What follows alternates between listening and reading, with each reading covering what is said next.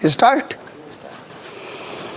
चलिए, आदरणीय मुख्यमंत्री जी के इस अभ्युदय योजना में आप सभी लोगों का हार्दिक अभिनंदन और स्वागत करते हैं।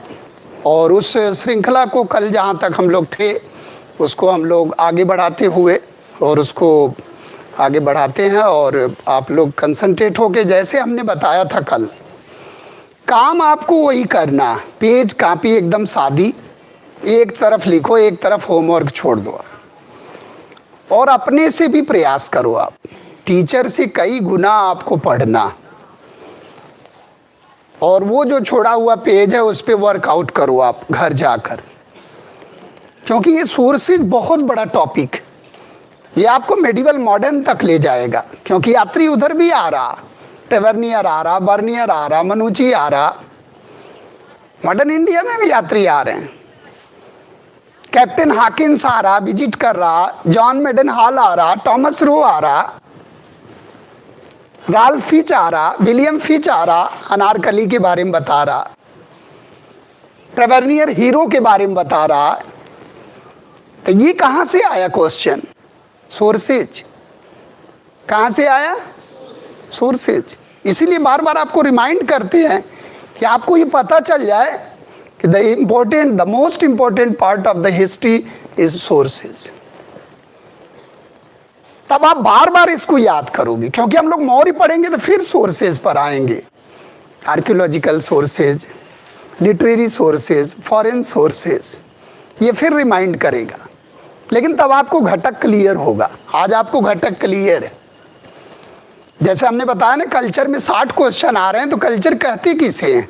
Dancing is also a part of culture. Painting is also part of culture. Sculpture is also part of culture. Temple is also part of culture. Pillar architecture is also part of culture. Stupas is also part of culture. Martial art is also part of culture. वो सारे part of culture. कोई wrestling कर रहा, कोई music है, कोई संगीत का है, आर्ट ऑफ कल्चर। नाट्य शास्त्र, art of culture. Cultural history को हमें फोकस करना है। और अगर आप कल्चरल हिस्ट्री को फोकस कर गए तो आप यकीन मानो, सोशियो पॉलिटिकल, इकोनॉमिकल आप नहीं भी पढ़ोगे, क्रॉस कर जाओगे, क्योंकि उतने क्वेश्चन मिल जाएंगे। क्योंकि जब आप उसको पढ़ोगे तो जाहिर सी बात है सोशियो इकोनॉमिकल स्ट्रक्चर भी पढ़ोगे हर टॉपिक का। जिस टॉपिक का जो महत्व है उसी के अकॉर्डिंग उसकी स्टडी किया जाना चाहिए। क्योंकि अगर किसी को आईएएस बनना, सिलेबस उसके पास किसी अन्य परीक्षा का है तो नहीं बनेगा। सीधा अगर सिविल सर्विसेज में जाना आपको तो सिविल सर्विसेज का सिलेबस याद होना चाहिए, पीटी, मेन और प्लस इंटरव्यू तक की यात्रा। क्योंकि तैयारी हमेशा होलिस्टिक होगी। कंटेंट रहेगा, मिला के लिख दोगे, मेंस हो जाएगा। बोल दोगे, इंटरव्यू हो गया। हनुमान जी को भेजा गया, हनुमान जी पहचान नहीं पाए, उठा लाए पूरा। हमें क्या, हम तो परोस दे रहे हैं आपकी इतना बढ़िया से उसको कि ये मेंस में उठाएंगे, प्री में उठाएंगे, ये इंटरव्यू के समय में बोलेंगे। ये आपके ऊपर। हम तो हनुमान जी की तरह पूरा पर्वत परोस रहे हैं, क्योंकि पहचान में नहीं आ रहा कि कौन प्री में आएगा, कौन मेंस में आएगा, कहां से बन जाएगा। तो कल्चर अगर आपके दिमाग में है, कल्चर के घटक आपके दिमाग में, विजुअल कल्चर, परफॉर्मिंग कल्चर, तो आप कर लोगे। वो आया था ना विजयनगर में, नूनीच के अनुसार स्त्रियों में क्या क्वालिटी थी। तो स्त्रियां वहां कुश्ती भी करती थी, लेखा जोखा का काम भी करती थी, भविष्यवाणी भी करती थी, अंगरक्षक का भी कार्य करती थी, सब करती थी। क्योंकि विजयनगर में स्त्रियों की पोजीशन बहुत हाई फाई थी। कल्चर से देखो आ गया, अब कोटेशन आ गया नूनीच का पूरा। हम लोग पढ़ते हैं क्या नूनीच किसके समय में आया? अरे उसके विवरण को पढ़ना। सवाल ये नहीं है कि फाहियान किसके समय में आया, ये तो तथ्य है। सवाल ये है कि फाहियान किस रूट से आया, क्या देखा, क्या विजुलाइज किया, इंडिया को क्या बोल दिया। इंडिया को बोल रहा फाहियान कि इंडिया सदगुणी है, न्याय में कोमलता, क्योंकि अगर सदगुणी होगा व्यक्ति तो अपराध करेगा ही नहीं, अपराध करेगा नहीं तो न्याय होगा नहीं कठोर। ये जब टच आप में आ जाएगा, ये फीलिंग आ जाएगी, तो आप मेंस में लिखोगे बिना इंटरप्शन के, और फिर कॉपी चेक करने वाला लगेगा उसे कि हाँ इसको दिया जाना चाहिए। मेंस उसी का अच्छा होता है जो बिना इंटरप्ट लिख दे, बिना इंटरप्शन के, बिना अवरोध के। अगर कोई चीज आ गया बिना अवरोध के आप लिख रहे हो, जैसे आ गया वैदिक साहित्य का आप विश्लेषण करें, वर्णन करें, बिना अवरोध के लिखो आप कि सभी वेदांत, सभी ब्राह्मण ग्रंथ, सभी आरण्यक, सभी वेदांत वैदिक साहित्य के अंग माने जाते हैं। क्योंकि वैदिक साहित्य हम किसे कहते हैं? जो प्रारंभ में मौखिक हो, बाद में लिखित हो, वही वैदिक है। वो इतना कंटेंट आप घुमा के लिख लोगे, क्योंकि आज का समय क्या है, लिखना ज्यादा नहीं है, टू द पॉइंट लिखना। क्योंकि आप जब अपने ऑप्शनल वाले पेपर में जाओगे तो हर टॉपिक का आप देखोगे पहला और पांचवा कंपलसरी, और उसमें 5-5 सब क्लास हैं और सब कंपलसरी, और जो अन्य क्वेश्चन बचा हुआ उसमें 3-3 खंड हैं। तो कम से कम 150-200 शब्द तो लिखना ही पड़ेगा। तो पहले 600-700 शब्द हम लोग लिखते थे, तो अब हमें छोटा बनाना, कंटेंट छोटा, तोड़ तोड़ के बिल्कुल छोटा, और 3 पैराग्राफ में हो जाएगा। एक जनरल इंट्रोडक्शन, एक मेन स्ट्रक्चर और एक कंक्लूजन, बस। जनरल इंट्रोडक्शन, मेन और कंक्लूजन, 3 पैराग्राफ में अपनी बात को बताना। जैसे आप कहते हो ना, परेशान रहते हो सर मेंस, अरे इसी प्री में मेंस खोजो, क्योंकि जब आएगा रिजल्ट ने तो समय नहीं मिलेगा, फिर आप इधर उधर भटकोगे, उनसे पूछोगे मेंस कैसे करें, और आज ही से तैयार रहोगे। मेंस में प्री छिपा है और प्री से मेंस बनेगा। पाइथागोरस ने नहीं कहा एक से ही अनेक का निर्माण होता, और अनेक होता तो एक है, इसका मतलब वन एंड मैनी की प्रॉब्लम बता दिया उसने, ऑड एंड इवन बता दिया, वही पाइथागोरस। तो आप सोचो, तो वो फिलोसफर भी था, वो दार्शनिक भी था, और वो मैथमेटिशियन भी था। तो जरूरी नहीं है एक ही व्यक्ति कई क्षेत्रों में काम कर रहा, वर्सेटाइल टैलेंट आ जा रहे। तो अब आपको एक चीज क्लियर हो गया कि पूरा तत्व किसे कहते हैं, और पूरा तत्व भी समाज का आईना है। दिस इज राइट और रॉन्ग? This is right. जहां साहित्य मौन होता वहीं से यात्रा शुरू हो जाती किसकी? पूरा तत्व की। साहित्य तो मौन है पहले, 6 लाख से लेकर पूरा पाषाण काल से लेकर, और आप सोचो इंडस वैली सिविलाइजेशन, वैदिक इंडस वैली सिविलाइजेशन तक साहित्य मौन है, क्योंकि इंडस में जो लिखा गया उसे पढ़ा ही नहीं गया, तो वो भी तो मौन ही है, अपठनीय साहित्य। और वो भी पिक्टोग्राफिकल लिख दिया, पिक्चर बना दिया, उसमें पूछता कौन सा पिक्चर बनाया, बोले मछली का सबसे ज्यादा बनाया, यू आकृति को सबसे ज्यादा हाईलाइट किया अल्फाबेट में, उसमें भी क्वेश्चन आता। तो उस लिपि को हम लोग क्या नाम दिए? पिक्टोग्राफिकल। लेकिन आज तक कोई विद्वान सक्सेसफुली उसको पढ़ नहीं पाया, प्रयास तो हजारों। इसका मतलब वैदिक से हमारी यात्रा शुरू हो रही लिटरेरी। अब वैदिक से सोच लो आप लोग कहाँ आ गए वैदिक में, 1500। इसका मतलब 6 लाख से लेकर 1500 तक का अगर इतिहास जानना है तो कौन सा आधार है? Only archaeology. और आर्कियोलॉजी में भी जैसे पेंटिंग, जैसे स्कल्पचर, इंसान कंदराओं में रहता था, मूर्ति बनाता था, इंसान कंदराओं में रहता था, पेंटिंग करता था, उसी गुफा में रहता था, चित्र बनाता था। तो हमारी चित्रकारी अजंता, एलोरा, बाघ और एलिफेंटा तक नहीं है, हमारी चित्रकारी प्री हिस्टोरिक। कहाँ है? Pre historic. प्रोटो ही नहीं है, प्री। इतिहास का पहला पड़ाव प्री, फिर प्रोटो, फिर history. Then history divided into ancient, medieval, pre medieval, medieval, modern. Post modern, post modern, जहां आज हम लोग खड़े।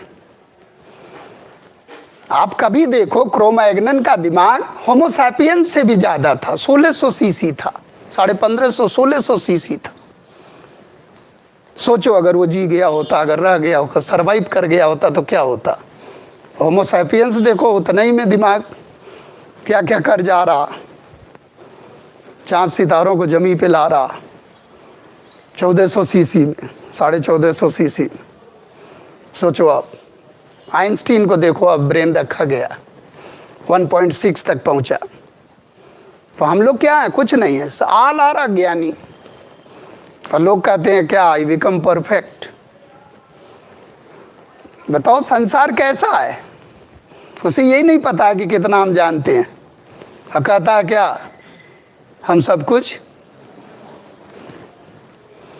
क्या कहता है, हम सब कुछ जानते हैं, लेकिन जब आईएएस का पेपर सामने आता बोले यही नहीं जानते। तो फिर क्या जानते हो सब कुछ, सब कुछ में वो भी तो आता। तो ये चीज क्लियर है, ये जो पढ़ रहे हैं हम लोग किसका पार्ट है, ये कल्चर का है, सारा किसका पार्ट है, कल्चर का, जिसमें हम लोग किसकी यात्रा कर चुके हैं, पूरा तत्व को कर चुके हैं। बीच बीच में आता रहेगा, उसको हम लोग पढ़ते रहेंगे। अब हम लोग दूसरा पार्ट किस पर आए, साहित्य, लिटरेचर। और लिटरेचर डिवाइडेड इनटू एक लौकिक और एक धार्मिक। एक लिटरेचर क्या है, लौकिक, लौकिक है। लौकिक को हम लोग क्या कहेंगे, जन सामान्य का लिटरेचर, फोक लिटरेचर या literature of the common people. यानी कि साहित्य कितने भागों में बटा, 2 भागों में बटा। एक है थोड़ा धार्मिकता का पुट है, क्योंकि हमारे यहाँ कहा जाता है ना, प्रस्थान त्रयी, from where you departed your journey, from where you started your journey. Gita, Brahmasutra, Upanishad, ये तीनों मिलके क्या बनते हैं, प्रस्थान त्रयी। अब सोचो ये कितना बेहतरीन क्वेश्चन होगा, अगर आईएएस रखेगा तो कितने लोग तो उड़ जाएंगे बेचारे। प्रस्थान त्रयी अब बहुत ईजी है। हम भारत में अपनी जर्नी कहाँ से स्टार्ट करें, भारत में हम कहाँ से सीख लेते हैं, from Gita, from Brahmasutra, from Vedanta. आप देखो ईश्वर चंद्र विद्यासागर को देखो, दयानंद सरस्वती को देखो, आप विवेकानंद को देखो, inspired from Vedas, inspired from Vedanta. पूरे राष्ट्रवादी आंदोलन को पूरा प्रभावित किया। गांधी जी को आप देखो, ईशावास्यमिदं। उपनिषद को कभी आप पढ़ो तो ये जो कर्मकांड का विरोध है वो सबसे पहली बार कहां उसका विरोध हुआ, उपनिषद। ज्ञान से वैकुंठ मिलेगा, बलि चढ़ाने से नहीं। ये उपनिषद बोल रहा है, ये मुंडको उपनिषद बोल रहा है, सत्यमेव जयते वाला। ये कर्मकांड से नहीं, ज्ञान से रिद्धि सिद्धि मिलती है। अश्वमेध में बलि चढ़ाने से नहीं मिलती। जब वो चीज आप पढ़ोगे तब सेकेंड अर्बनाइजेशन समझ में आएगा, जो गंगा घाटी में हो रहा लोहे की उपस्थिति में। जब उसको आप समझोगे कि महत्ता बलि में बैल की बलि दी जा रही है और बैल हमें खेती बाड़ी के लिए चाहिए, तो विरोध होगा ही। तभी जैन बौद्ध आए, क्योंकि आवश्यकता आविष्कार की जननी। टॉपिक आप जान गए अगर सब, तो चलते रहोगे आप। बोले हाँ ये टॉपिक तो यहाँ का, लोहा जैसे हम लोग कल लोकेट किए तो बोले तो 800 BC का। इसका मतलब कि ऋग्वैदिक वाले भी लोहा नहीं जानते थे। बहुत ईजी हो जाएगा। और अगर ऋग्वैदिक वाला लोहा नहीं जान रहा तो इसको सिंधु घाटी वाला जान रहा, नहीं जान रहा। तो इसका मतलब अगर चैप्टर्स क्लियर आपके हैं तो आप ऐसे क्वेश्चन तो बाएं हाथ से कर दो, कोई उसमें दिक्कत नहीं हो।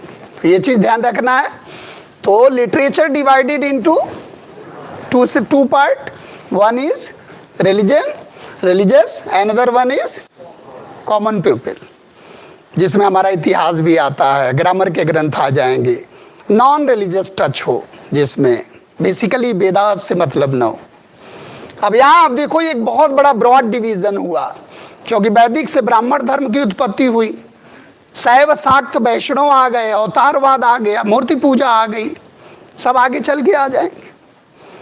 और जब सब मूर्ति पूजा करेंगे तो क्या जैन बौद्ध नहीं करेंगे? अगर सभी मूर्ति पूजा करेंगे तो जैन बौद्ध वाले क्या नहीं करेंगे? वो भी करेंगे, क्योंकि पड़ोसी को देखकर माहौल बनता है। आप आईएएस बन जाओ, देखो पड़ोसी पिट जाएगा बेचारा। उसका जो बेटा जो कम पढ़ता लिखता है उसको गार्जियन लगाएगा एक आध कि उसे देख, बोले अरे तेरे कारण पिट गए हम आज। तो लोग क्या कहेंगे? उसे देख, भले वो कम पढ़ा हो तो गया। तो लोग किसको फॉलो करेंगे? अरे उसे देख। बोले उसे क्या देखें, उससे ज़्यादा तो हम पढ़ते थे। लेकिन दुनिया किसको सल्यूट करती है? जैसे जो हो गया। माना कि आप घर से निकलते हो और खूब मेहनत करते हो और क्वालिफाई नहीं किए तो गार्जियन क्या कहेगा?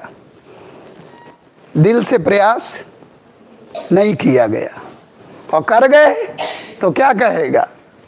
बहुत मेहनत करता था जबकि कम ही किया। तो उगते हुए सूर्य को ही सलाम करेंगे लोग। तो किसी भी तरह से आपको क्वालिफाई करना है और उस लिस्ट में अपना नाम लाना। तो ये चीज क्लियर हो गई। दो भाग में बटेगा। और फिर ये किस में बटा? यानी कि religious literature again divided into 3 parts. One is वैदिक, पोस्ट वैदिक, नॉन वैदिक। है? हाँ, टेंशन लेने की जरूरत नहीं है, एक ही समय में सही है दोनों, अच्छे हैं दोनों। विरोध तो इसका है ना। तो आप देखोगे reaction of this is this, acceptance of this is this. निरंतरता आ जाए कि वैदिक की निरंतरता किस में मिली? पोस्ट वैदिक। नाम से देखो कितना बढ़िया लग रहा। भाई महाकाव्य कहीं अलग थोड़े ही ना, उसी के पुट हैं। पुराण अलग नहीं है, उसी के पुट हैं। यत्र नारेस्ति पूज्यन्ते रमन्ते तत्र देवता। तो जहां वैदिक साहित्य की निरंतरता मिल जाए, जहां वेदों की निरंतरता मिल जाए, वही पोस्ट वैदिक। और जहां विरोध मिल जाए, नॉन वैदिक। नाम से ही लग रहा। तो आप देखो इस तो ये तो क्लियर है कि वैदिक में कौन कौन रखेंगे आप। यहां आपकी लड़ाई है, ये लड़ाई। जैसे एकेडमिक में आप MA BA करते हो ना, तो टीचर क्या बता देता है, चलो उपवेद भी लिख लेना उसी, क्योंकि ये सब वैदिक के पार्ट ही है। अगर सामान्य रूप से पढ़ाया जाए तो these are the part of Vedic. लेकिन कंपटीशन ये कह रहा है कि अब सजग होके पढ़, क्योंकि आएगा क्या सेकंड पर कौन सा वेद है। तो हम लोगों के एकेडमिक टीचर ऐसे थोड़ी पढ़ाते थे सेकंड पर कौन है, थर्ड पर कौन है। लेकिन जो कॉम्पिटिटिव टीचर हो कैसे पढ़ाएगा? सेकंड पर सामवेद क्यों है, और क्यों का फिगर क्लियर है, तो इसका मतलब वो ब्रह्मा की लकीर है। जब भी आएगा तो सेकंड पर आप क्या लगाओगे? सामवेद। क्योंकि 1810 मंत्रों में 75 मंत्र ही उसके अपने, बाकी सब उधार है। बाकी सब उधार है। और किससे है? ऋग्वेद का ऋणी कौन है? आ जाए, कभी क्वेश्चन आ जाए। इसको दिमाग को ठोका करो रोज, इसी को थोड़ा सा मालिश वालिश किया करो। आप तो नौकर को खिलाते हो, काजू वाजू इसको खिलाते हो। देखो ये नौकर ही तो पेट है। और जो कूड़ा कबाड़ा किसको देते हो? तो अच्छी अच्छी चीजें पढ़ोगे तो किसको खुराक अच्छी मिलेगी? मालिक को।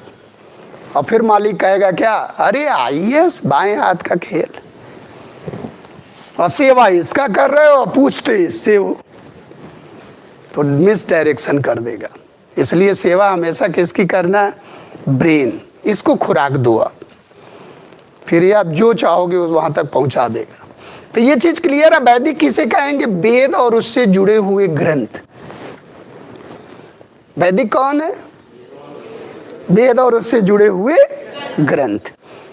वेद, all Vedas and related to Vedas is called वैदिक।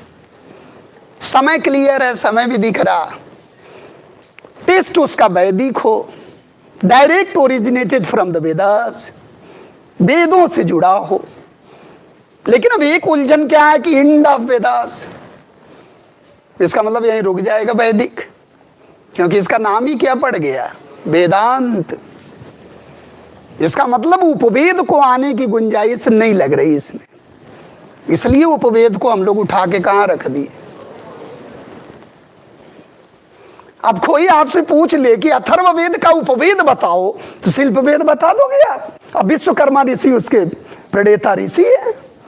अब विश्वकर्मा ऋषि जो है वो बना डाले, जब बताओ श्रीलंका बना डाले, लंका की नगरी बना डाले, और किसके किसके देवताओं के वास्तुकार हैं वो। और मेगस्थनीज आ रहा है, और फाइयान आ रहा है, और वो क्या नाम है अलबरूनी आ रहा है, तो कह रहा है कि टेक्निकली स्ट्रांग नहीं है, हम लोग लकड़ी के भवन बना दे रहे हैं, वुडन पैलेस बना दे रहे हैं। जो विदेशी यात्री देख रहा है उसके होश उड़ जा रहे हैं कि इसका निर्माण लग रहा देवताओं ने किया था। तो अगर असुरों के वास्तुकार हैं तो देवताओं के भी वास्तुकार हैं, और देवताओं के वास्तुकार कौन है, विश्वकर्मा ऋषि। और शिल्प वेद किससे जुड़ा है, विश्वकर्मा ऋषि से। और किस वेद से जुड़ा है, किस वेद का उपवेद है, अथर्ववेद का। अब जिंदगी में नहीं भूलेगा। तो ये कम से कम, अब आप संगीतमय वेद कौन है, सामवेद। और संगीतमय ऋषि कौन है, नारद। और गंधर्व वेद, तो संगीतमय वेद का उपवेद कौन है, गंधर्व वेद। इजी बनाओ, बातों को इजी बनाओ, तब आप जिसे बताओगे उसे भी समझ में आएगा और खुद को भी आएगा। रटना नहीं है कोई चीज, कोरिलेशन करना उससे। आयुर्वेद, औषधियां, आयुर्वेद, आयुर्वेदाचार्य Prajapati ji, Ayurveda is related to Rigveda. Dhanurveda, archery, Dhanurveda is related to second Yajurveda. धनुर्विद्या का माहिर कौन थे, कौन सिखाया करते थे, विश्वामित्र। अब बताओ विश्वामित्र को कैसे भूल जाओगे आप, गायत्री मंत्र वाले। अब बताओ कभी उपवेद भूल जाएगा, जब उसको कसे रहोगे, जब उसको एकदम रिलेटेड रखोगे तो कभी भी आ जाए। और एक बड़ा प्यारा क्वेश्चन आता है कि प्रत्येक वेद को उपवेद से सुमेलित करो, match the following Vedas and Upavedas. कितना भी टेंशन में रहोगे आप इसको कभी भूल नहीं सकते हो। तो इसलिए हमें बातों को क्या करना है, कोरिलेट करना, कोरिलेट करके पढ़ना, कटे कटे नहीं पढ़ना, जोड़ जोड़ के पढ़ना। तो ये चीज क्लियर हो गई, व्हाट इज वैदिक, clear. And what is post वैदिक। पोस्ट वैदिक किसे कहेंगे, जो प्रारंभ में, जो प्रारंभ से ही लिखित हो। क्योंकि इससे पहले न विश्व में लिखा गया न इंडिया में लिखा गया, ये भी आप ध्यान रखना। यानी कि विश्व का अगर इतिहास आ जाए, विश्व, प्राचीन विश्व का इतिहास आ जाए, प्राचीन ग्रीक हिस्ट्री आ जाए, वो भी 600 BC से लिखी गई। यानी कि प्राचीन ग्रीक और प्राचीन भारत का इतिहास both are started from the same period, 600 BC downward, not upward. लेखन की परंपरा, जो लिखा गया और जिसे पढ़ा भी गया, वो कहां से शुरू होगा। और जब लिखना इंसान जान गया, जब लिखित है, जब लिखित शुरू हुआ तो इतिहास शुरू हो गया। जब लिखित शुरू हुआ तो इतिहास शुरू हो गया। इसका मतलब हिस्ट्री बिगिंस फ्रॉम पोस्ट वैदिक, यानी कि बुद्धा पीरियड। तो ये चीज देखो, अब ये क्लियर हो गया कि पोस्ट वैदिक किसे कहेंगे। एक तो वेदों की कंटिन्यूटी, वेदों का विरोध तो है नहीं, वेदों की निरंतरता की विरोध है, निरंतरता। ये चीज ध्यान रखना। पोस्ट वैदिक, और पोस्ट वैदिक ध्यान रखना नहीं, लेटर वैदिक में फंसा देगा वो। अब बताओ लेटर वैदिक किसे कहते हैं, जो ऋग्वैदिक के बाद वाला। और पोस्ट वैदिक कहते हैं किसे, अरे रुको तो, जो ऋग्वैदिक के बाद वाले में, early, letter, letter, letter, double letter लगाओगे तो पोस्ट भी पहुंचोगे। अंग्रेजी वाला भी वर्जन ध्यान रखना, नहीं तो कंफ्यूज कर देगा और आप यही नहीं समझ पाओगे कि लेटर कौन है, अर्ली कौन है और पोस्ट कौन। इसी को आप LATTER लिख दो तो बाद वाला हो जाएगा। अंग्रेजी भी बड़ी खूबसूरत है, सिंगल टी लिखे तो पहले वाला, डबल टी लिखे तो बाद वाले में आ गए, लेटर वैदिक। देखो कितनी खूबसूरत अंग्रेजी। तभी तो मैं काले प्यार से पढ़ाता था, पढ़ ले बच्चा। और देखो पढ़ के हम लोग धमाका कर दिए उसी के विरुद्ध। बोले अरे गलत पढ़ा दिए, नहीं पढ़ाना चाहिए था। ICS बनाने के लिए तो पढ़ाया नहीं, क्लर्क बनाने के लिए पढ़ाया, लेकिन हम लोगों को तो मना कर दिया जाए कि इसको आप मत पढ़ना, रात में जग के पढ़ेंगे। यही तो चुनौती है।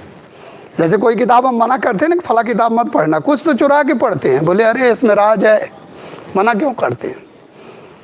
तो जिसको आप मना करो वो काम लोग जरूर करते हैं, ये स्वभाव है मानव।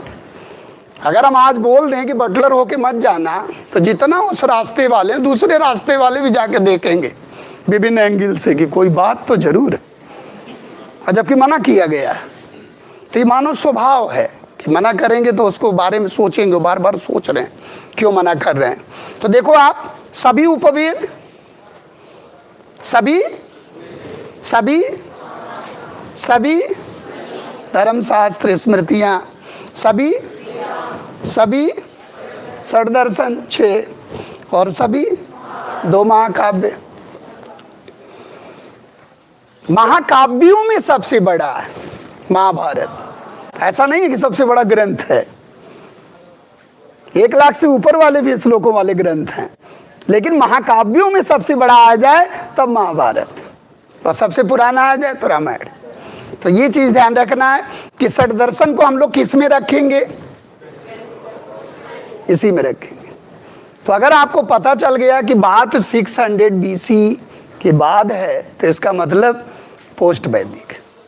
और ये पता चल गया कि 1000 से 600 के बीच में है, तो इसका मतलब लेटर वैदिक। तो अर्ली लेटर यानी कि वैदिक डिवाइडेड इनटू 2 पार्ट्स, ऋग वैदिक, लेटर वैदिक, और लेटर वैदिक, दैट इज पोस्ट वैदिक। तो छुआछूत कहाँ मिलेगा? अनटचेबिलिटी। क्योंकि यहाँ तो है ही नहीं है, यहाँ शुरू हो रही है, यहाँ कमाल दिखाएगी, है कि नहीं? तो सर्कुलेशन ऑफ अनटचेबिलिटी आ जाए, जो आर्टिकल 17 है, आर्टिकल, और रोटी की तरह भी याद होगा। लेकिन बस ये है कि आप विजुअलाइजेशन हो तब ने, और आप आर्टिकल बैठ के याद करते हो। अच्छा 17 आया, ये कभी याद ही नहीं होता। अब उसी सोच रहे हैं कभी याद ही नहीं होता, हो जाएगा याद। तो अगर आप उसके साथ एक विजन रखोगे कि इसका प्रावधान क्यों किया गया, क्योंकि विवेकानंद ने क्या कहा था कि अगर हम में से इतना लोग बढ़ावा देंगे तो 500 वर्षों में हम में से प्रत्येक लोग पागल खाने में होंगे छुआछूत को। Don't touch me, don't touch my kitchen, don't touch my cooker, article 17। ये समाज में आग उगल रहा था। कभी आप जलियांवाले बाग को, हत्याकांड को आप देखो, आंखों में आंसू आ जाएगा। तब 19 पढ़ो आप, तब आपको लगेगा अच्छा आर्टिकल उन्हीं की देन है, उन्हीं के दिमाग की देन है, जो उसके आई विटनेस थे। जो हमारे संविधान निर्माता थे वो आई विटनेस थे, जो हुआ उनके साथ। तो जो आप बीती है वही क्या है, आर्टिकल में उतरता, और उसको हम लोग रटते हैं, रटना नहीं। तो ये ध्यान रखना है। क्लियर हो गया? कितने ग्रंथ आएंगे ये क्लियर है। अब आ जाओ आप यहाँ नॉन वैदिक।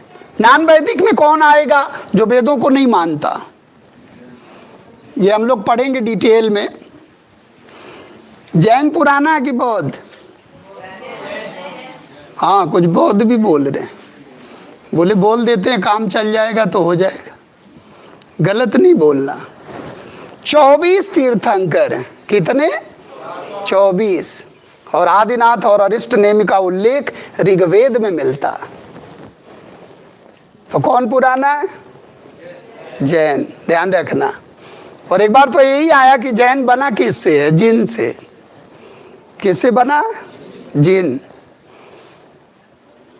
जिन जिन वही वाला जिन। हाँ, आ गया तो आईएएस बना देगा। तो ध्यान रखना, जिन से जैन। एक बार क्वेश्चन आया कि निम्नलिखित में से विजेता धर्म कौन है, क्योंकि जिन माने विजय, तो लोग सिख धर्म लगा के आए थे। ऐसे आईएएस नहीं बनना।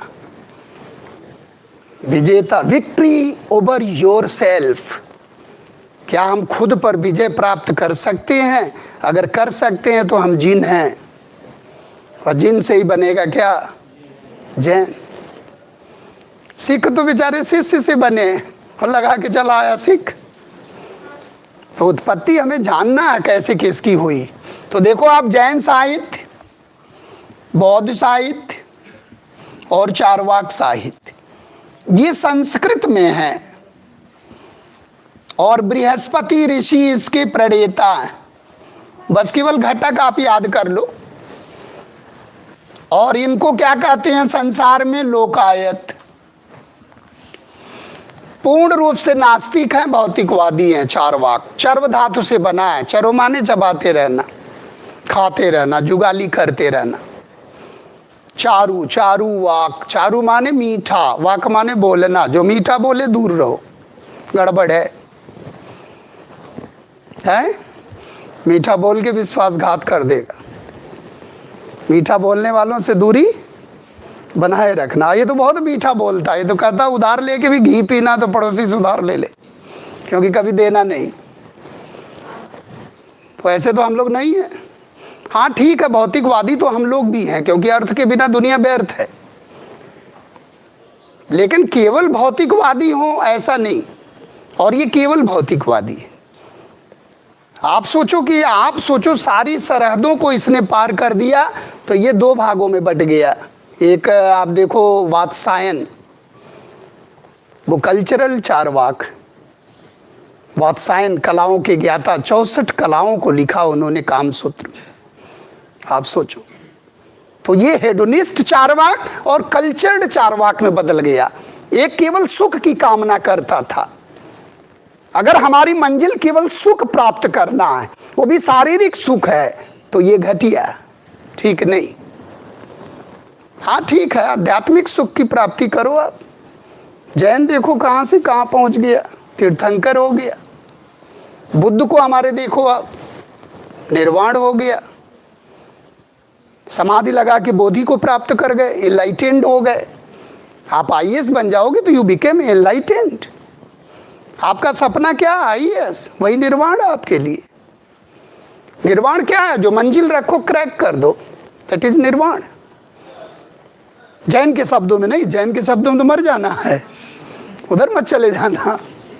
थोड़ा सा गलती हुई तो गए, बोले अरे ये तो मरने की बात कर रहे हैं। बौद्ध के शब्दों में, इसलिए निर्वाण कभी भी आता तो बौद्ध धर्म लगता है, जैन नहीं। जबकि जैन में भी है, लेकिन जैन में डेथ है और बौद्ध में ज्ञान प्राप्ति। तो वो दिमाग को दौड़ाते रहना, कॉमन पता चला लगा दिया, अब हो गया गलत। तो ये चीज ध्यान रखना कि अगर लोकायत आ जाए कि संसार में सबके दिलो दिमाग में अपनी पहचान बनाया। लोक माने संसार, आयत माने छाया हुआ। पूर्ण रूप से नास्तिक है, क्योंकि कर्म को भी नहीं मानता। दुनिया में आप खोज डालो, कोई इंसान ऐसा नहीं मिलेगा जो अपने कर्म में विश्वास न करता हो, एक्सेप्ट चारवाक। देखो हम लोग धज्जियां उड़ा दिया। चारवाक एक एग्जाम्पल दे दो विश्व को कि हम चारवाकी हैं। कहेगा अरे इससे दूरी रहो। हेरोड भी लेगा तो कहेगा अदायगी नहीं करना। तो ये ध्यान रखना, चारवाक एक विचारधारा है। और जो सबसे बड़ी बात है, हमारे कुल गुरु बृहस्पति के द्वारा रचित। इसका मतलब देवासुर संग्राम हुआ तो असुरों ने देवताओं को मारा खदेड़ खदेड़ के। तो देवता गए बृहस्पति के बाद, बोले कोई सॉफ्टवेयर बना दो। ये तो सुकून छीन लिया, बोले बनाता हूँ। और ये सॉफ्टवेयर बना के इंस्टॉल कर दिए। आज तक असुर को समझ में ही नहीं आया कि क्या करूँ क्या नहीं करूँ। तो किसी को अगर मारना है तो कौन सा सॉफ्टवेयर डाल दो? चारवाक सॉफ्टवेयर, खत्म। फिर कितनी अच्छी तैयारी हुई हो, 10 दिन में मिलेगा ऐसे हिलते हुए। बोले ये क्या हो गया? क्योंकि बिगाड़ने में 1 सेकंड लगता है, बनाने में हो सकता है पूरा जीवन लग जाए। लेकिन किसी को बिगाड़ना हो तो इसीलिए कहते हैं कि दूर रहो। किससे? क्योंकि ये कर्म को भी नहीं मानता। ये कहता किसने देखा है, ये केवल प्रत्यक्ष को मानता, प्रत्यक्ष में अनुमान को भी नहीं मानता। तो हमें एग्जाम का रिजल्ट प्रत्यक्ष थोड़ी ना हो रहा, वो अनुमान है कि अगर हम मेहनत करते रहेंगे तो रिजल्ट पॉजिटिव आएगा। लेकिन आज दिख तो नहीं रहा। प्रत्यक्ष का मतलब जो आंखों के सामने हो, वो तो फ्यूचर है। 2022 में आएगा, वो फ्यूचर है। तो इसका मतलब उसके लिए हमें परसेप्शन के साथ ही साथ इन्फरेंस को भी मानना पड़ेगा। क्योंकि जीवन चलता किससे है? जीवन चलता किससे है? अनुमान से। लेकिन ये कहता कि जरूरी है कि अनुमान सही हो, लेकिन अनुमान झूठा भी होता है, अनुमान सही भी होता है। लेकिन अगर सही तरीके से अनुमान लगाया गया है सारी चीजों को देखकर, तो अनुमान सही होगा। जैसे धुएं को देखकर जहां जहां धुआं 100% होगी, नहीं तो धुआं बेकार होगा, स्मॉग होगा, फॉग होगा, स्मोक नहीं होगा। ऐसा अनुमान लगाना जो अकाट्य हो। अब आप बेटे को देखकर, पढ़ते हुए बेटे को देखकर आईएएस बनने का अनुमान लगा रहे हो, और कभी उससे पूछे ही नहीं कि क्या स्थिति है इसकी, टेस्ट वोस्ट लिए नहीं। अब बाद में पता चला वो कुछ करता, पढ़ता नहीं, पढ़ने को छोड़ के सब करता, तो ये अनुमान तो गड़बड़ होगा ही। कभी कभी आप देखो सूर्य के घूमने का अनुमान हो रहा, लेकिन घूमती क्या है? तो चार्वाक ऐसा नहीं कि गलत है, लेकिन अब सोच रहा क्या करोगे आप। तो हमें किसको मानना है? कर्म को मानना है। और जिसको मानते थे कौन? देखो महान हो गए। इसकी लोग निंदा करते हैं, लेकिन इनकी पूजा करते हैं। वाई, जबकि ईश्वर को नहीं मानते थे, वेद को नहीं मानते थे, लेकिन कर्म को मानते थे। ईश्वर को नहीं मानते थे, वेद को नहीं मानते थे, लेकिन कर्म को मानते थे। अब प्राचीन भारत में जो वेद को नहीं मानता था, उसको हम लोग कहां रख दिए? नास्तिक होगा। जबकि ओवरऑल अगर देखा जाए तो जो कर्म को नहीं मानता उसे नास्तिक कहा जाता। ये बताओ, कर्म को मानेगा तो पुनर्जन्म को मानेगा, पुनर्जन्म को मानेगा तो ईश्वर को मानेगा, ईश्वर को मानेगा तो आत्मा को मानेगा। सबको मानने लगा जो ये मानने लगे। गौतम बुद्ध की पूजा होती है कि नहीं? लोगों ने को भगवान मान लिए। अरे तो भगवान है हमारे। पहले लोग उनका भस्मावशेष रखे, स्तूप बनाए, बाद में उन्हीं को रख दिए। बोले इन्हीं को रख के देखेंगे तब सुकून मिलेगा। आप देखो मूर्तिकार मूर्ति बनाता हो, कभी देखा उस मूर्ति को? लेकिन बुद्ध को तो लोगों ने देखा है कि बुद्ध हमारे ऐसे हैं, हम बनाएंगे। लेकिन फिर भी दिखा देते हैं क्या? करली हेयर, बाल घुघराले, जबकि बुद्ध के बाल घुघराले थे ही नहीं। बताओ, सन्यासी को बाल दिखा रहे हैं घुघराले, जबकि सन्यासी के सिर पर बाल ही नहीं है। तो मथुरा वाले दिखराते हैं, लेकिन गांधार वाले पंप एंड शो दिखाते हैं। तो उससे आप पहचान लोगे तड़क भड़क है। तो देखो आप, ये साहित्य किस में लिखा गया? किस में लिखा गया? अर्धमागधी। अर्धमागधी में लिखा गया। ये वाला चल नहीं रहा क्या? दूसरा ले आओ ये, क्योंकि ये हल्का हल्का ना डीपर दे रहा। और बौद्ध साहित्य किस में? पाली। और ये क्या है? त्रिपिटक है। त्रिपिटक है।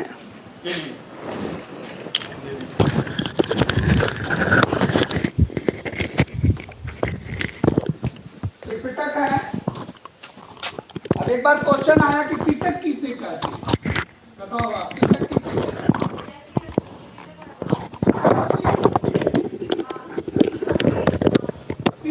Peter, we are talking about Peter, not Vinay, not Sudh, not Abhita.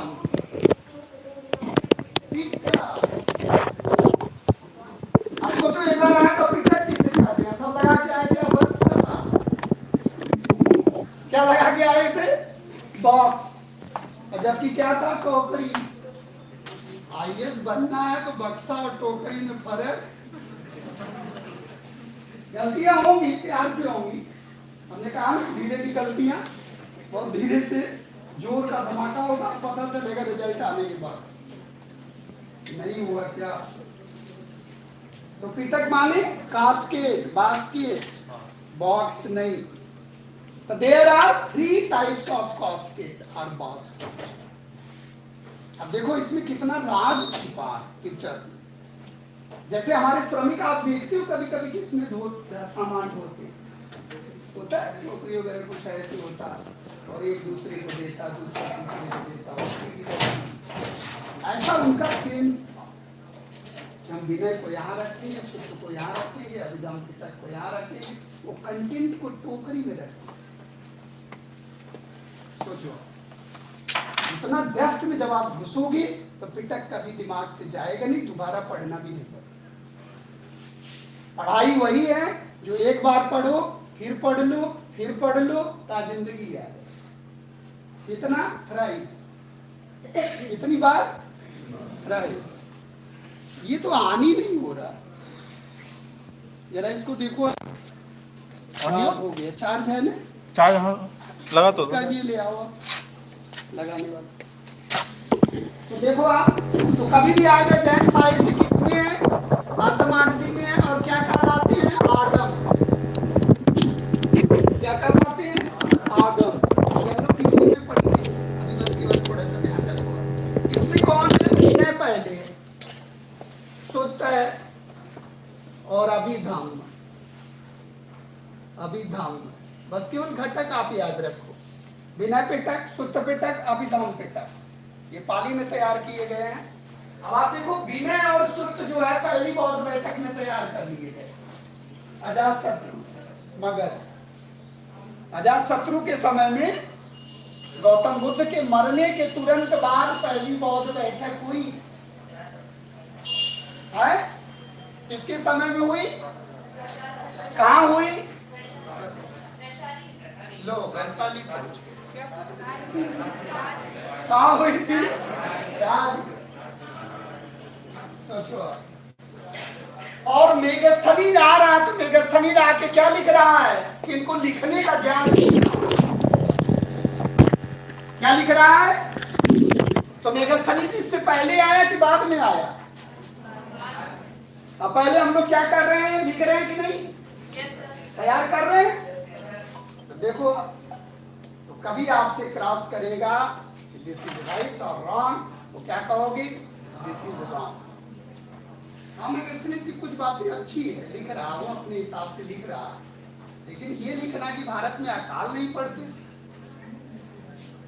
गलत नहीं। तो जो सही है उसको सही बताएंगे हम लोग। और सही बताएंगे कैसे?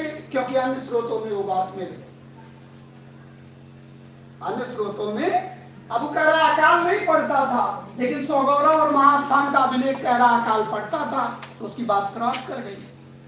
और अकाल तो हमारे यहाँ अगर बाढ़ आ रही तो अकाल नहीं पड़ेगा। तो सिंधु घाटी से आप देखो, सिंधु घाटी के विनाश का एक कारण क्या है?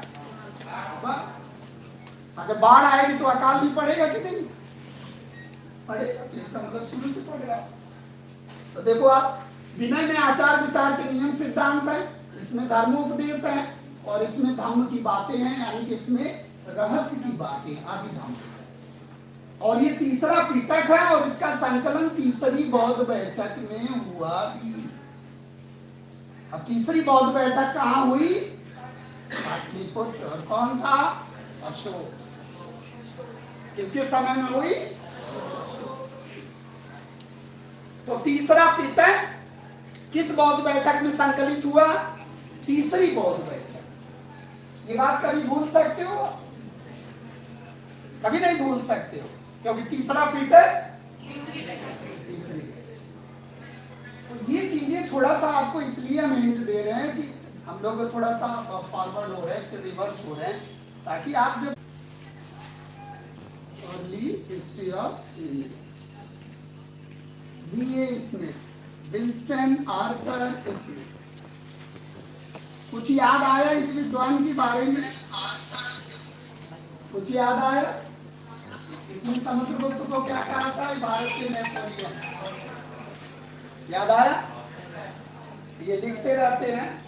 तो पहला सिस्टमैटिक अगर हिस्टोरिकल ग्रंथ आ जाए तो बीए स्मिथ का पहला सिस्टमैटिक हिस्टोरिकल। ये ध्यान रखना, विंस्टन आर्थर स्मिथ के द्वारा 1904 में डॉर्ली ऑफ हिस्ट्री के नाम से ग्रंथ लिखा गया। इसके बाद आप देखोगे तो कौटिल्य का अर्थशास्त्र, कौटिल्य का अर्थशास्त्र। कौटिल्य, चाणक्य या विष्णुगुप्त ने एक ग्रंथ लिखा जिसका नाम है अर्थशास्त्र। लेकिन ये किसका ग्रंथ है? राज व्यवस्था का ग्रंथ है। कभी भी आ जाए तो आर्थिक क्रियाएं भी इसमें खूब हैं, लेकिन आ जाए तो क्या बताओगे आप? राज व्यवस्था का ग्रंथ, पॉलिटी का ग्रंथ है, पॉलिटिकल स्ट्रक्चर का ग्रंथ है। राजा का क्या कर्तव्य है प्रजा के प्रति पूरा बताया गया। संविधान ही है। अगर कहा जाए दुनिया को संविधान किसने दिया तो भारत ने दिया, लेकिन दुनिया मानने के लिए तैयार नहीं, इसलिए ब्रिटेन लगा देते हैं। क्या करें, कोई मानता ही नहीं है, गलत कराएंगे नहीं है। तो जैसे पढ़ाया जाता है इसे लगा देते हैं। बोले आ जाएगा किसको लगा देना कि दुनिया को संविधान किसने दिया? बोले ब्रिटेन ने दिया। तो बोले अर्थशास्त्र क्या था? बोले वो था, लेकिन लोग मानते। आप अर्थशास्त्र को पढ़ो तो आपके होश उड़ जाएंगे। जो चीज आप पढ़ोगे संविधान में वही चीज है। प्राइम मिनिस्टर है वो भी है, वहां मंत्री परिषद है वो भी है, सब है, डीएम है वो भी है, फिनांस मिनिस्टर है वो भी है, टैक्स कलेक्टर है वो भी है। आप कभी पढ़ो तो इसको। कौटिल्य का अर्थशास्त्र क्या नहीं बताता आप सोचो।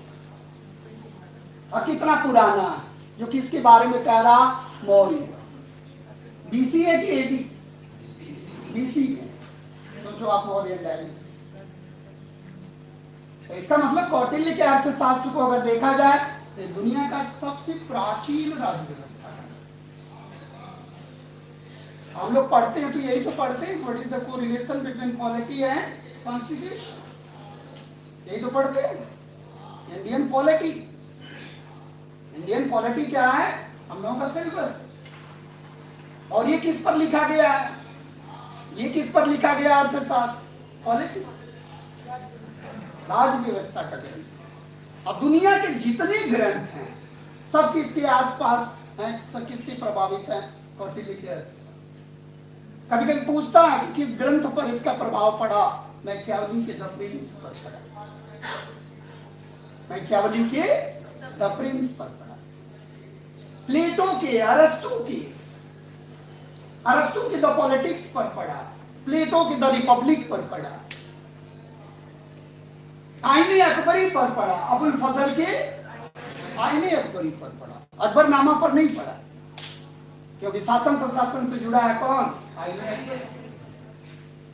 ये ध्यान रखना है। कृष्णदेवराय के अमुक्त माल्यद पर पड़ा। कृष्णदेवराय विजयनगर के बहुत बड़े प्रतापी शासक थे जो बाबर के समकालीन थे। बाबर ने अपनी आत्मकथा में 2 राजा का नाम लिखा हिंदू, जिसमें मेवाड़ के राणा सांगा और एक विजयनगर के कृष्णदेव। समर्थ गुरु रामदास के दासबोध पर पड़ा। दासबोध, समर्थ गुरु रामदास शिवाजी के आध्यात्मिक गुरु। तो समर्थ गुरु रामदास का जो दासबोध है, जो महाराष्ट्र के संतों के लिए बहुत बड़ा आदर्श बना, वो भी कहीं न कहीं से प्रभावित है। किससे? कौटिल्य के अर्थशास्त्र। अब सोचो, एक गुप्त काल में है कामंदक, उनका नीति सार है, वो भी किस मॉडल पर है? कौटिल्य के Arthashastra. These are the text book, यानी कि रिजेंबल कर रहा है, उससे आइडेंटिकल बताया जा रहा है, उससे तुलना की जा रही है। क्योंकि सबसे पुराना इनमें कौन है? कौटिल्य का। आप सोचो, इसमें दास प्रथा, इसमें गुप्तचर व्यवस्था, इसमें नगर प्रशासन, इसमें विदेश नीति, इसमें स्वदेश नीति, इसमें मंत्रिमंडल, इसमें मंत्री परिषद, सारी व्यवस्था और टैक्सेशन पूरा जबरदस्त है। दुनिया का सबसे ज्यादा अगर कराधान प्रणाली देखना अर्थशास्त्र, क्योंकि इसका नाम ही अर्थशास्त्र। टैक्स और आता है कि क्या? पोर्टफोलियो सिस्टम, संभाव्य पद्धति आती, विभागीय प्रणाली हम लोग लड़के नहीं लगाते। क्योंकि संसार को विभाग किसने दिया है? कौटिल्य। 27 विभाग हैं और जिसके विभागाध्यक्ष हैं कितने विभाग? 27 विभाग। और तीर्थ हैं जो हाई अफसर्स हैं, जो आईएएस संवर्ग पदाधिकारी है, जो बहुत हाई अफसर्स हैं, उन्हें क्या कहते हैं? तीर्थ। और कितने तीर्थ हैं? 18 तीर्थ। तीर्थ का मतलब हाई अफसर, ऑफिसर जो बनते हैं, डीएम, कलेक्टर, ये इन्हें तीर्थ कहते हैं। अब आपको नहीं मालूम होगा तो तीर्थयाटन करने लगोगे, उन्हें तीर्थ यात्रा पर निकल जाते हैं। और तीर्थवास, तीर्थ टर्मिनोलॉजी। जैसे एक बार आया Sita was a land tax. Sita was a land tax. Sita भूमि को कहते थे। जब जुताई होती थी उसमें जो फर्रो बनता था, दैट वाज कॉल्ड सीता। तो सर उन्होंने तीर्थ क्या समझ के रखा था? तीर्थंकर नहीं रखते थे। आइए से एक जगह बैठा रहता, पूरे जिले को देखता है कि नहीं, आंख मोद लिया, पता चल जाएगा वारदात कहाँ हो रही। आप बनोगे तो सोच लो, मन में ही तीर्थ कर लेता कहाँ क्या? अरे तीर्थ नहीं करता है, तीर्थ का मतलब आंख लेगा। आप सोच लेता है ना क्या? हाँ, ये है। जैसे जिन नहीं सोच रहा, मैं जिन हो गया।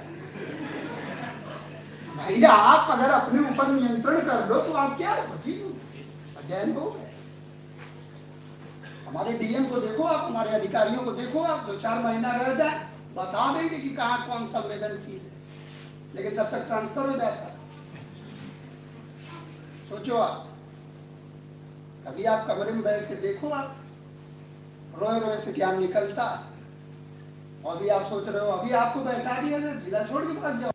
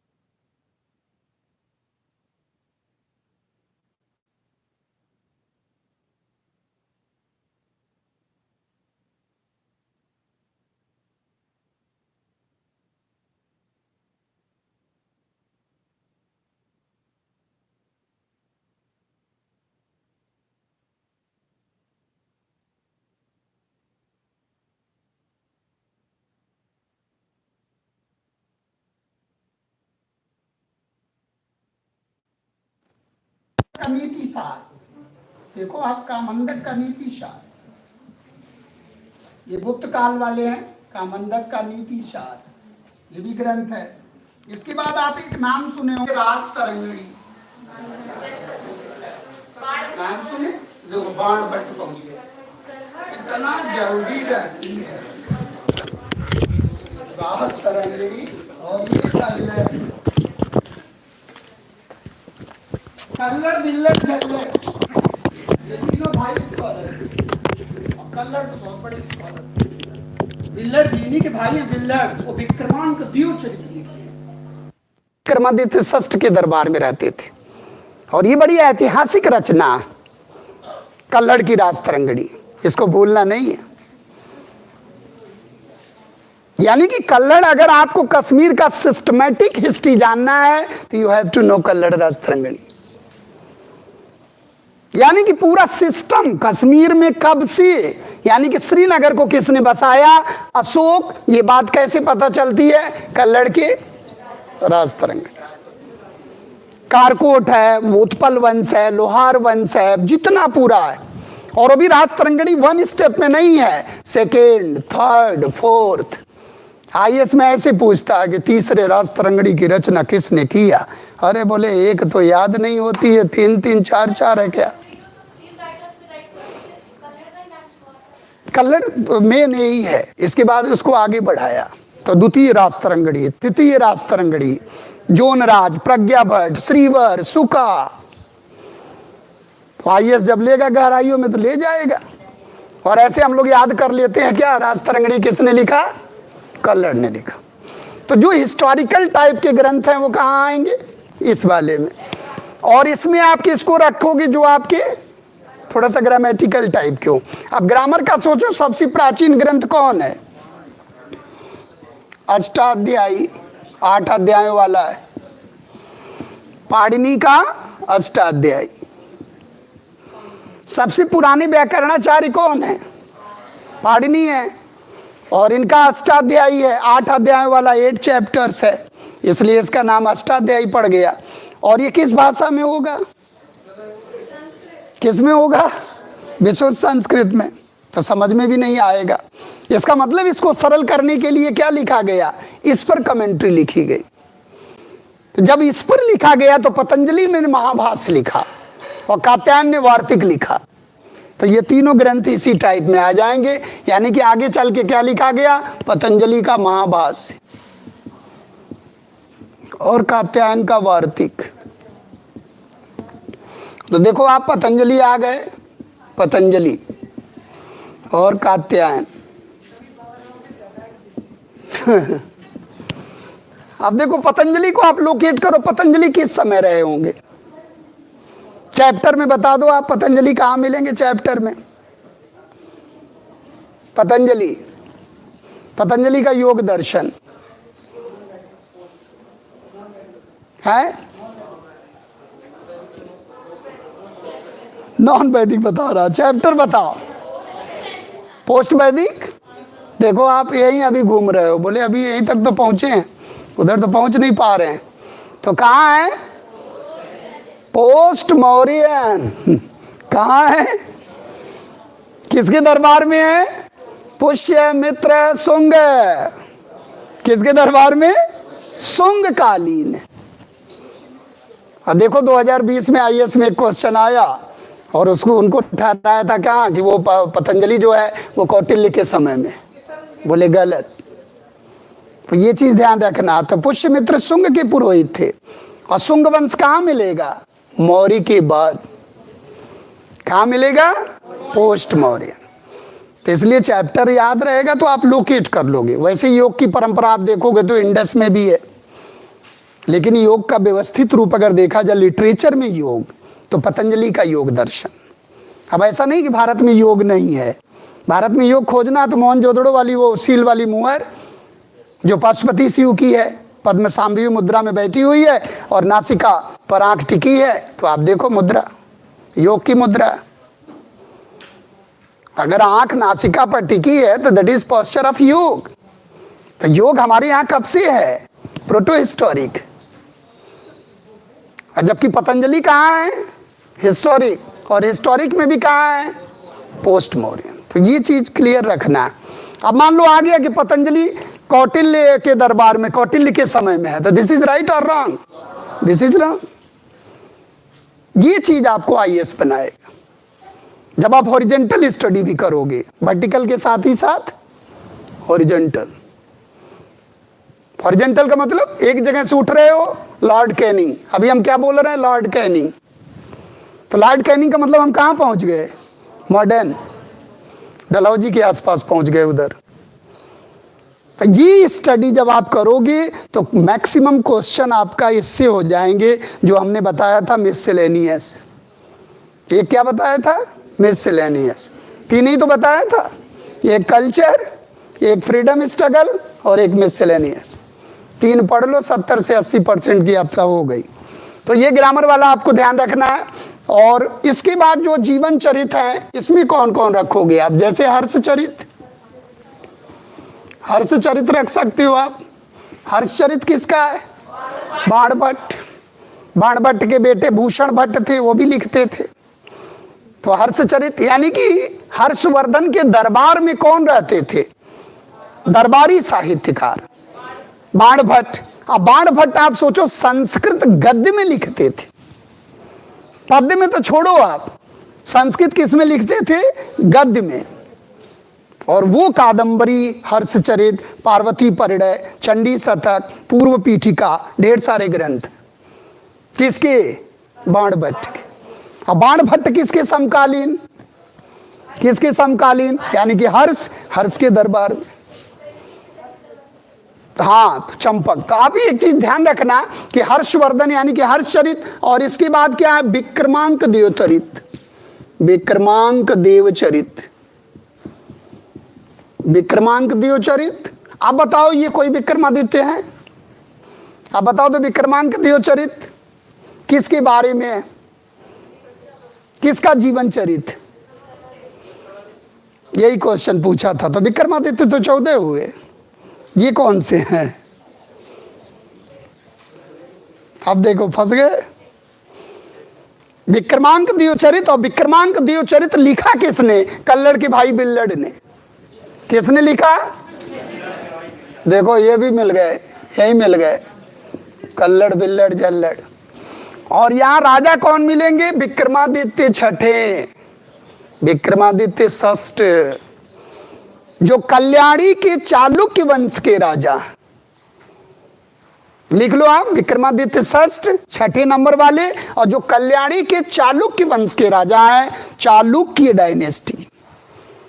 बेंगी का चालुक्य, कल्याणी का चालुक्य, बादामी का चालुक्य, जिसमें पुलकेशिन फर्स्ट, पुलकेशिन सेकेंड, हर्षवर्धन से लड़ाई जिसकी हुई, वो मेन चालुक्य हैं।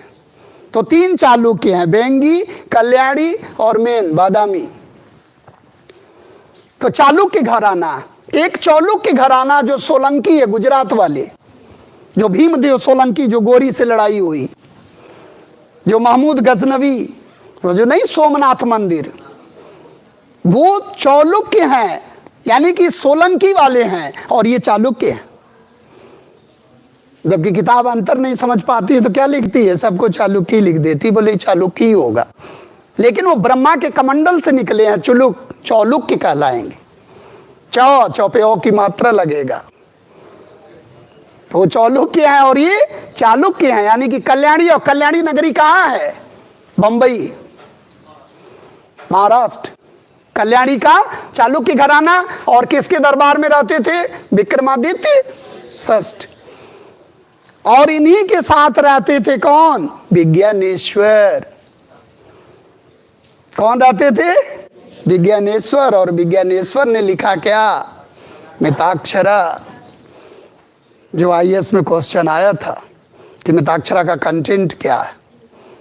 हिंदू प्रॉपर्टी के बारे में दाय भाग और मिताक्षरा 2 ग्रंथ हैं। तो अब सोचो आप, विज्ञानेश्वर, यानी कि विज्ञानेश्वर भी स्कॉलर हैं, किसके दरबार में रहते हैं? कल्याणी के चालुक्य घराना। अब विज्ञानेश्वर ने लिखा है कि मेरे कल्याणी जैसा नगर और राजा जैसा राजा, अब मेरे जैसा विद्वान न कभी हुआ न होगा। अगला पगला टाइप था।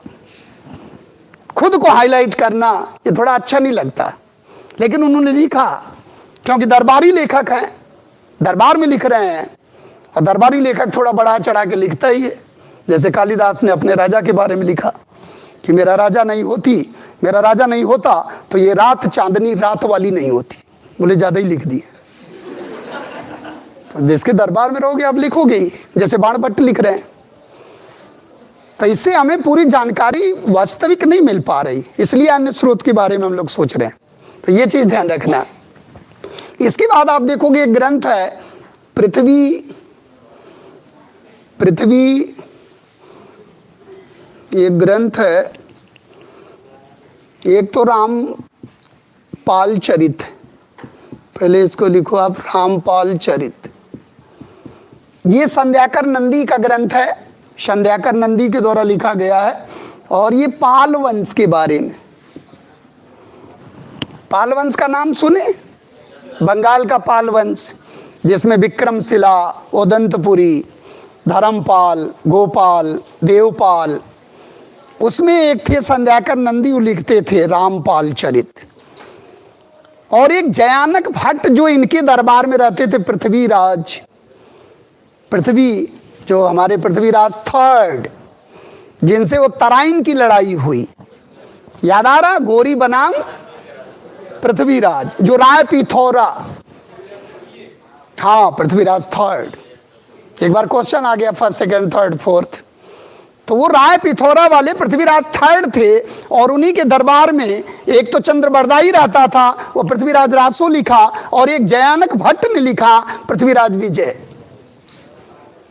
पृथ्वीराज विजय करके लिखा जयानक भट्ट। इसको ध्यान रखना आप, संध्याकर नंदी, संध्याकर नंदी और एक पृथ्वीराज विजय। ये ग्रंथ स्पेशल ग्रंथ है इसलिए इसको डिनोट करा रहे हैं, वैसे तो बहुत लिखे गए हैं। पृथ्वीराज विजय जयानक भट्ट के द्वारा लिखा गया और इसमें लेखक ने अपनी तुलना वाल्मीकि से और अपने नायक की तुलना मर्यादा पुरुषोत्तम राम से किया।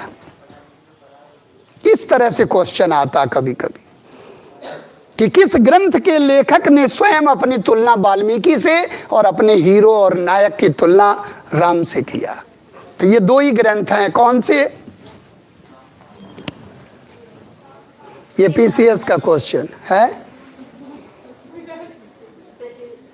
पृथ्वीराज विजय जयानक भट्ट, जयानक भट्ट है, इन्हीं के दरबार में है, पृथ्वीराज के दरबार में है। पृथ्वीराज थर्ड और राय पिथौरा। तो ध्यान रखना। अब मान लो ये क्वेश्चन आ गया तो क्या लगा देंगे मैक्सिमम लोग? चंद्रबरदाई का पृथ्वीराज राशो, और हो जाएगा गलत। तो ये ध्यान रखना, चामान डायनेस्टी है, चौहान वंश है और नायक कौन है? राय पिथौरा, पृथ्वीराज थर्ड। तो ये ध्यान रखना है, पृथ्वीराज थर्ड। पृथ्वीराज फर्स्ट अगर लगा दिए आप तो दादा के दादा के दादा, मतलब कहीं जाके निकलोगे आप, खानदान में आई नहीं हो। जैसे एक बार आया था ना, मुस्लिम लीग की स्थापना किसने किया बताओ? हाँ, तो कौन से Aga Khan? First second third fourth? अरे बच्चों ने बोला कही है क्या? तो अगर आप by chance Aga Khan third है, अब बताओ आगा खां सेकंड था, फर्स्ट तो राजनीति में ही नहीं है। आप लगा दिए तुक्के से आगा खां फर्स्ट, पता चला ही नहीं हो। जब वो थे तो पैदा ही नहीं हुए।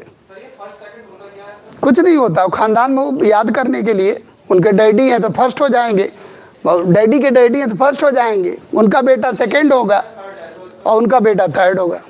लेकिन कम से कम ये तो लग रहा है कि थर्ड वाला फर्स्ट वाले के बाद है, ये तो लग ही रहा है। लेकिन ये क्लियर नहीं है कि ये कारगर कौन है। फर्स्ट इतिहास में नाम कमाया, लेकिन आप एक ट्रिक के हिसाब से ये जान लो, जितनी इतिहास में नाम कमाए वो प्राय थर्ड है। लेकिन आपकी किस्मत ही गड़बड़ होगी तो जो पूछेगा हो सकता हो सेकंड हो। जैसे विक्रमादित्य में 14वें विक्रमादित्य में सबसे महान कौन है, और आपको ये थियरी याद आई, बोले सर ने बताया था थर्ड लगा देना, और हो गया गलत, क्योंकि पृथ्वीराज से वो जो है सेकंड थे, विक्रमादित्य सेकंड। तो ऐसे अगर याद है, कभी आपको लगाना है कि ये कौन होगा, जैसे इंद्र थर्ड है, गोविंद थर्ड है, तो प्राय थर्ड वाले देखेंगे आप, नामी गिरामी रहे, प्राय थर्ड। लेकिन अब उसको अंग नहीं बना लेना कि आया बोले अब थर्ड लगा ही दो, तो हो सकता है गलत भी हो जाए। ठीक है, तो इसको ध्यान रखना है कि जीवन चरित्र का भी योगदान रहा। इसके बाद अब आप लिखो नेक्स्ट।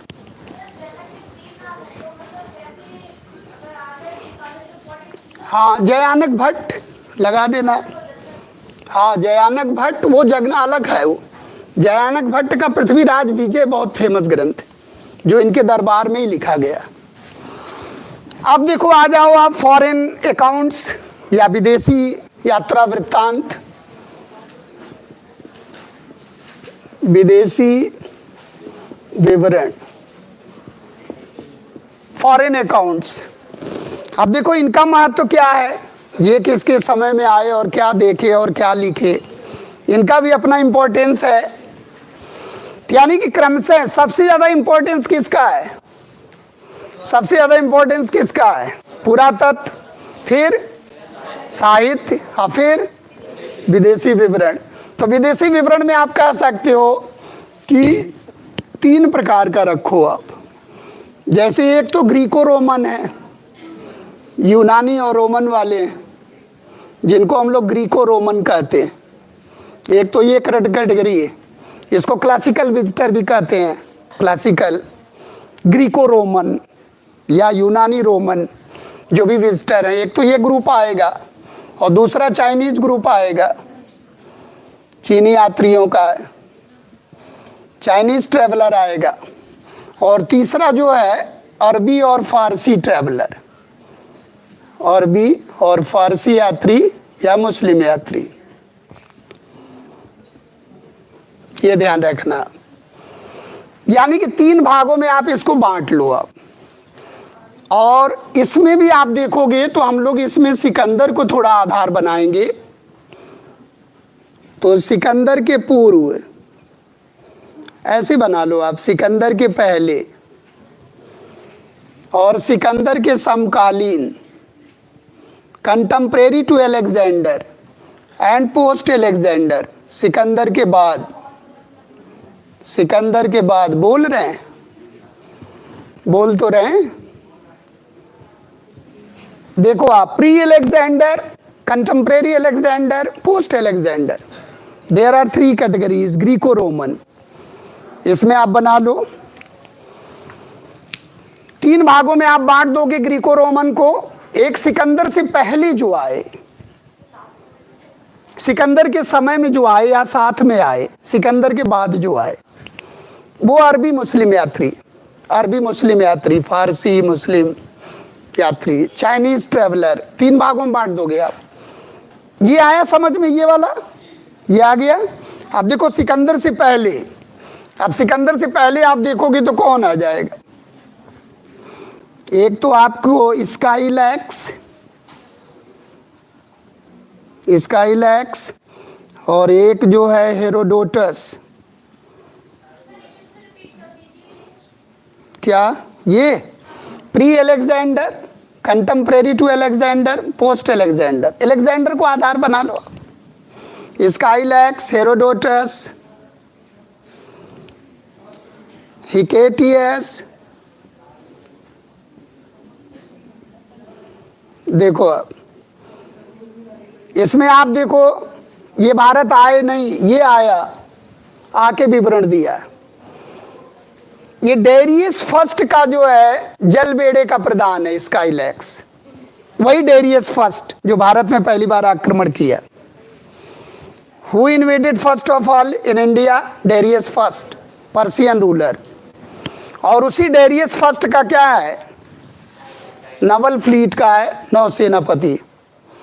इसी को भेजा था कि जाओ मार्ग रूट का पता लगा के आओ, क्योंकि सिकंदर के लिए तो ईरानी मार्ग प्रशस्त कर रहे हैं, लेकिन ईरानियों को कैसे पता चलेगा कि भारत में आक्रमण क्यों कर रहे हैं? जब हम लोग पढ़ेंगे कि ईरानी भारत में आक्रमण क्यों किए, तो उसका एक बहुत बड़ा कारण है क्या? कभी भी भारत में आक्रमण होगा तो उसका सबसे प्रधान कारण क्या है? Fertility and disunity. बस हम लोग इतने उपजाऊ रहे हैं, हम लोगों में एकता नहीं, इसलिए आक्रमण होगा कि नहीं होगा? होगा। देयर आर 2 रीजंस, कहीं लिख लो आप, फर्टिलिटी, डिसयूनिटी। आया फर्टिलिटी को जानकर, और जब यहां आया देखने लगा तो बोले अरे इनमें तो एकता है ही नहीं, क्योंकि कुछ लोग तो उसको भेज भी दिए लेटर, कुछ लोग तो दूत भेज दिए कि आ जाओ, उसको सही कर दो, हमें माला माल कर दो, चले जाओ। हुआ कि नहीं? अब इतिहास में पहला ही गद्दार खोजोगे तो इतिहास के स्टार्टिंग में ही मिल जाए।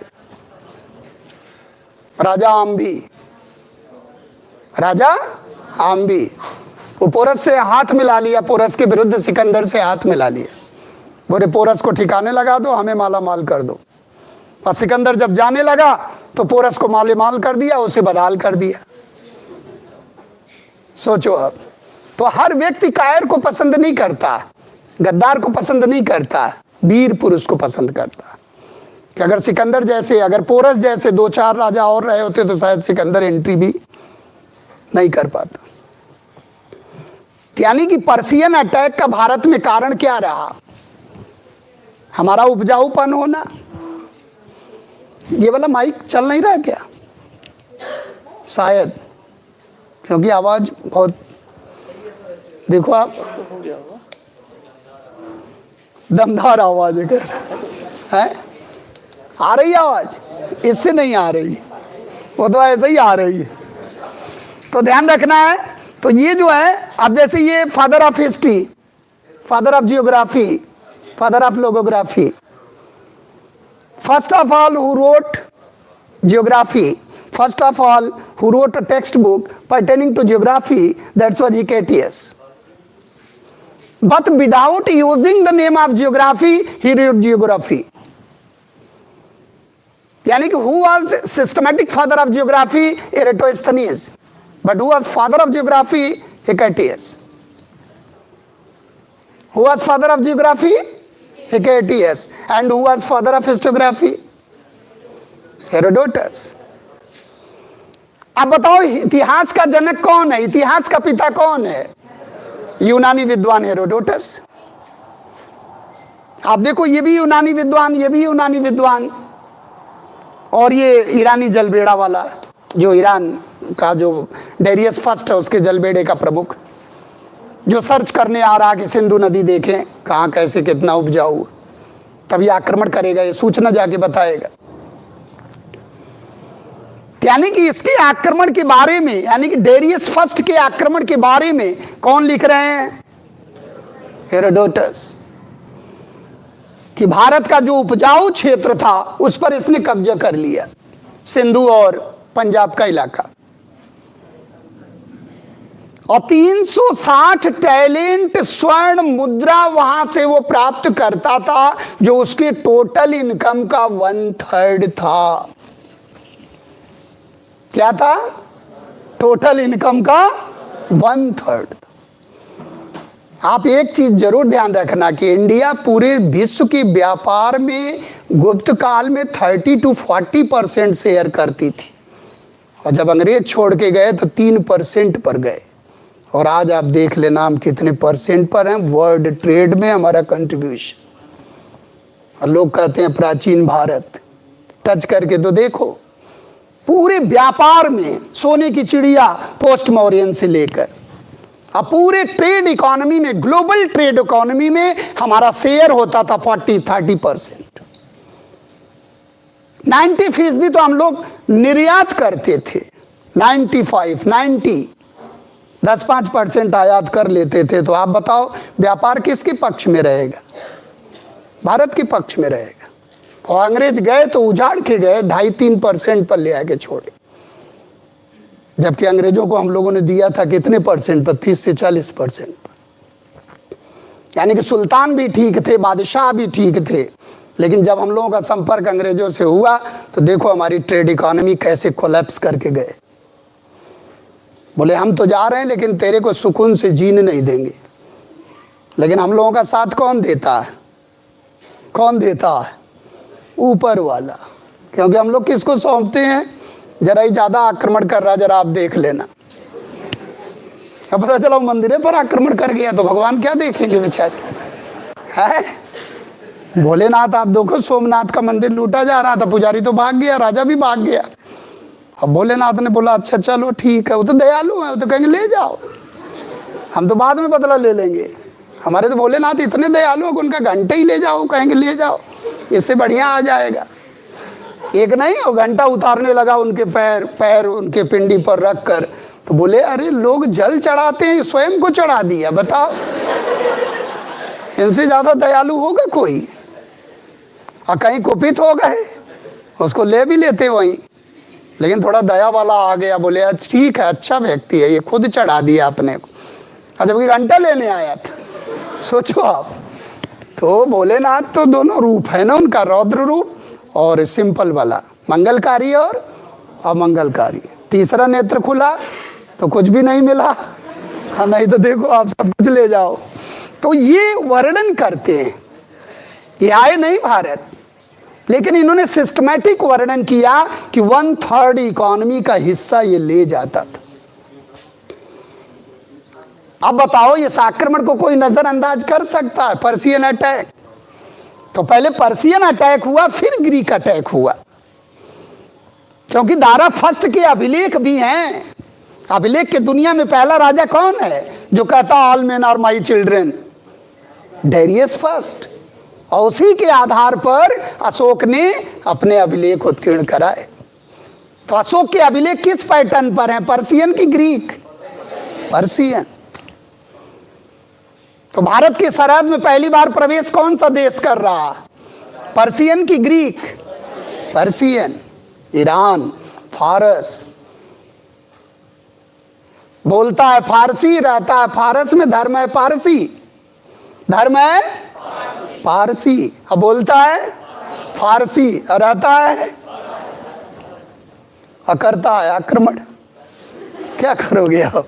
तो ये ध्यान रखना है, इनको भी थोड़ा सा याद रखना है। इसमें टीसीएस भी है, बहुत ढेर सारे हैं, लेकिन आपको 2-3 नाम याद रखना, जैसे ये है केटीएस है। और सारी स्कॉलर कहाँ से हैं? यूनान से। थेलीस को भी आप देखोगे, जो जल के किनारे रहता था, जल पर किताब लिख दिया। Thales was the father of philosophy, वो भी यूनान का। यानी आप बताओ, ये 600 बीसी के बाद हैं कि पहले हैं? क्योंकि लिख रहे हैं, लिख रहे हैं तो आपको याद आ रहा है कि ये 600 से पहले तो होंगे नहीं। तो ये क्लियर है, यानी कि ये बहुत होंगे तो 6वीं शताब्दी ईसा पूर्व। क्लियर? यानी कि जिसके बारे में अगर लिखना शुरू कर दिया तो इसका मतलब वो 600 बीसी के बाद ही है, पहले नहीं। ये चीज क्लियर। अब देखो इनके साथ जो आए, नियार्कस जलबेड़े का प्रमुख है, अरिस्टोबुलस, आनेसिक्रिटस, नहीं भी याद रखोगे कोई दिक्कत नहीं। देखो आप 3 विद्वान हैं जो सिकंदर के साथ आ रहे हैं। एक तो जलबेड़े का प्रमुख है नियार्कस, और एक अरिस्टोबुलस है, हिस्ट्री ऑफ वार लिखा। कोस्ट में लिख लो आप, युद्ध का इतिहास लिख रहा है। बताओ, लड़ भी रहा, लिख भी रहा है। देखो वो कहते हैं ना कि युद्ध के मैदान में बुद्धि कुंठित हो जाएगी, लिखेगा क्या? ये लड़ भी रहा, लिख रहा है। हिस्ट्री ऑफ वार लिख रहा, वार, युद्ध का इतिहास। और आनेसिक्रिटस क्या लिख रहा है? Life sketch of Alexander, Sikandar की जीवनी लिख रहा। तो सिकंदर की जीवनी किसने लिखा? किसने लिखा? आनेसिक्रिटस। आनेसिक्रिटस। और हिस्ट्री ऑफ वार किसने लिखा? अरिस्टोबुलस। तो ये ध्यान रखना, ये याद रखना। लेकिन सबसे प्रमाणिक लिस्ट कहाँ मिलेगी? सिकंदर के बाद। और सिकंदर के बाद वाले लिस्ट में जो आए, इसी में आपको मिलेंगे कौन? मेगास्थनीज। इसी में मिलेंगे कौन? डायमेकस। इसी में मिलेंगे कौन? डायनीसियस। ये किसके दरबार में आए? बोलो, ये किसके दरबार में आए? बिंदुसार। ये किसके दरबार में आए? अशोक। देखो, पहली बार अगर भारत में विजिट करने के पर्पज से कोई भी विदेशी यात्री आए तो Megasthenes was first foreign traveller. Megasthenes was first foreign traveller and his Indica was first foreign textbook. Indica, अगर इंडिया का विवरण जानना है तो कौन सा ग्रंथ पढ़ना है? इंडिका। लेकिन इंडिका अपने मौलिक स्वरूप में है नहीं। तो जितने विद्वान कोट करते हैं वो कहाँ से कोट किए हैं, कहाँ से उद्धरण लिए हैं, कहाँ से उदाहरण ले रहे हैं? मेगास्थनीज के इंडिका से। तो who was first foreign? Who was first foreign visitor? Megasthenes. And Indica was first foreign textbook. तो ये ध्यान रखना। सर आए? कहाँ? नमस्कार। इसका आप ये एहसास तो करा दिया करो कि हम आ गए। ठीक है, तो फिर हम लोग मिलते हैं, फिर मिलेंगे, देखते हैं, शेड्यूल रहेगा। तो थैंक यू। अब हम लोग पहुंच गए हैं, और जब नेक्स्ट में हमारा क्लास लगे